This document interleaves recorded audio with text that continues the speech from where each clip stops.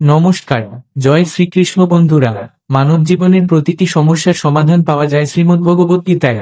শ্রীমদ্ ভগবদ্গীতা এমন একটি অনুপ্রেরণামূলক বার্তাসাগর যা হতাশাগ্রস্ত ব্যক্তির মনেও জীবনের আশা জাগিয়ে তোলে। বন্ধুরা, আমার পূর্ণ বিশ্বাস আছে আপনারা এই ভিডিওটি সম্পূর্ণ দেখবেন আর কথাগুলি শান্ত মনে শুনে এবং বুঝে শুধু মনেই অসাধারণ শান্তি অনুভব করবেন না, বরং আপনার চিন্তাধারা ও জীবনের খুবই ইতিবাচক পরিবর্তন আসবে।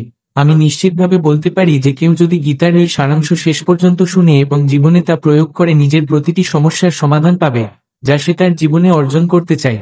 তাই আপনাদের উচিত প্রতিদিন সকালে এবং রাতে ঘুমানোর আগে ভগবদ্গীতার সারাংশ পড়া এবং শোনা।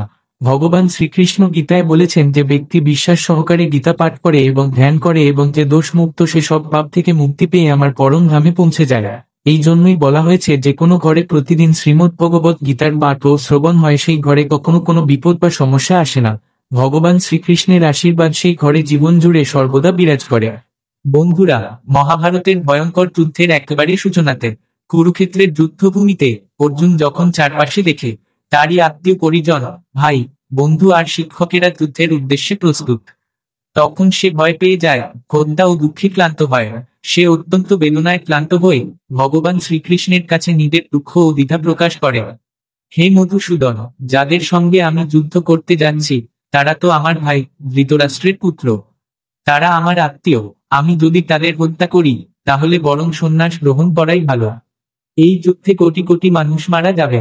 যে সব সৈনিক বা যোদ্ধা নিহত হবে তাদের স্ত্রীদের কি হবে? না কৃষ্ণ, আমি এই যুদ্ধ করতে পারবো না। আমি কিভাবে নিজের পরিবারকে ধ্বংস করে সুখী হব? হে কৃষ্ণ, আমি কিছু বুঝতে পারছি না। আমার মন বিচলিত হয়ে যাচ্ছে, মাথা ধরে যাচ্ছে, পা কাঁপছে, গা জ্বলছে, হাত থেকে গান্ডীব ধনুক পড়ে যাচ্ছে। হে কৃষ্ণ, আমায় পথ দেখাও, জ্ঞান দাও, বলো আমি কি করব?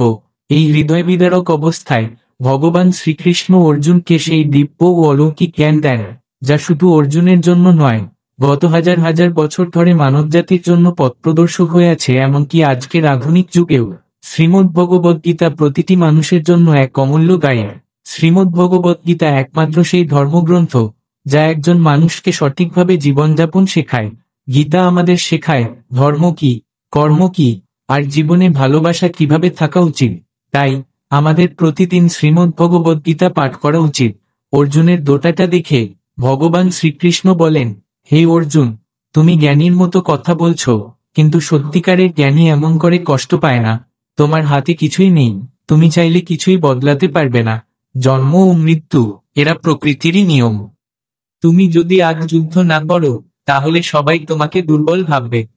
এই লড়াই কারো ব্যক্তিগত বিষয় নয়, এটা ধর্ম ও অন্যায়ের প্রশ্ন। যদি তুমি অন্যায় সহ্য করো আর তার অবসান না করো তাহলে অন্যায়কারী আরো শক্তিশালী হয়ে উঠবে। তাই মোহ ত্যাগ করো অর্জুন, যুদ্ধ করো। হে অর্জুন, তুমি কার আপন, কে পর, সেই চিন্তা ছেড়ে দেওয়া। একজন ক্ষত্রিয়ের কর্তব্য হলো অন্যায়ের বিরুদ্ধে যুদ্ধ করা ও নিজের ধর্ম রক্ষা করা। তোমার এই মোহ, এই আবেগ যদি না ত্যাগ করো তাহলে গোটা বিশ্ব তোমায় কাপুরুষ বলবে। এই সমস্ত মানুষকে আমি হত্যা করব। তুমি কেবলমাত্র একটি মাধ্যম। তাই যে জ্ঞানী, সে মৃত্যুর সময়ে কাঁদে না, সে অতীত নিয়ে দুঃখ করে না, ভবিষ্যৎ নিয়ে চিন্তা করে না। যা হওয়ার তা হবে, আর যা হবে না তা কখনো ঘটবে না। যে ব্যক্তি মন দিয়ে এই সত্য বুঝে, তাকে কোনো দুঃখ স্পর্শ করতে পারে না, তাকে কোনো চিন্তা কাবু করতে পারে না। যেমন অন্ধকারে আলো নিজে থেকেই দীপ্তি ছড়ায়, তেমনি সত্য নিজে থেকেই জ্বলে ওঠে। তাই একজন মানুষকে সবসময় সত্যের পথেই চলা উচিত। ভগবান শ্রীকৃষ্ণ বলেন, হে অর্জুন, এই সারা বিশ্ব আমার সৃষ্টি। আমি এর জন্ম দিই, আমি লালন করি, আবার আমি শেষ করি। আমি অতীত, বর্তমান ও ভবিষ্যতের সমস্ত দিককে চিনি, কিন্তু কেউই আমায় পুরোপুরি চেনে না। মৃত্যু হলো একমাত্র সত্য, যেটা কখনো বদলানো যায় না। এই পৃথিবী সৃষ্টি হওয়ার পর থেকে জন্ম ও মৃত্যুর চক্র চলছে। একজন মানুষ যেমন পুরনো জামা খুলে নতুন জামা পরে, তেমনি আত্মা তার পুরনো শরীর ছেড়ে নতুন শরীর গ্রহণ করে। এটাই প্রকৃতির নিয়ম। সত্যটা মেনে নিয়ে মানুষকে নির্ভয়ে বর্তমান দিনে জীবন কাটানো উচিত। জ্ঞানীরা কখনো মৃত মানুষের জন্য শোক করেন না, আবার জীবিতদের জন্য অতিরিক্ত মায়াও রাখেন না। কারণ তারা জানেন, যে মরে গেছে সে আবার জন্ম নেবে, আর যে বেঁচে আছে সে একদিন না একদিন মরবেই। হে অর্জুন, আমি সকল জীবের হৃদয়ে অবস্থানকারী আত্মা। আমি সবকিছুর শুরু, মাঝখান আর শেষ। আমি গ্রহগুলোর মধ্যে সূর্য, বেদগুলোর মধ্যে সামবেদ, দেবতাদের মধ্যে ইন্দ্র, ইন্দ্রিয়ের মধ্যে মন। আমি ব্রহ্মা, বিষ্ণু, মহেশ। জলাধারগুলোর মধ্যে আমি সমুদ্র, পাহাড়ের মধ্যে আমি হিমালয়।